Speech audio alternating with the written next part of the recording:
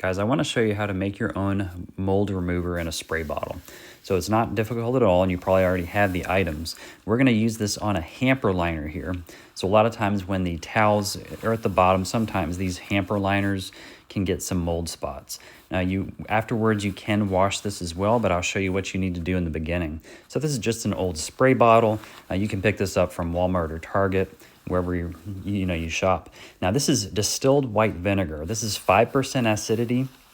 You can get the stronger vinegar. You would just probably want to dilute it. That's going to be 6 to 8% acidity.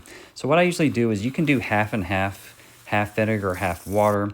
And then at this point, I'm actually going to, because it's hard to spray straight down, obviously, I'm going to take the hamper and lower it. And what this actually does is you can take the liner out, but I'm going to spray it while it's still in. This way, I'm actually going to be getting some of that vinegar and water solution onto the wood underneath, just in case there's some mold growing on that. You can clean it afterwards.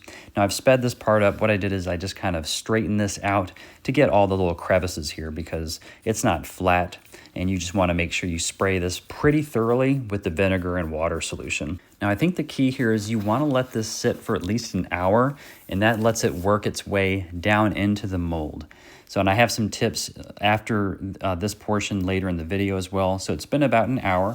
Now what I'm going to do is throw this in the washing machine. You can balance it out with another towel just so it will rotate better. Another tip, if you have an area with a lot of mold, especially on a hard surface, is you can use baking soda and create a paste.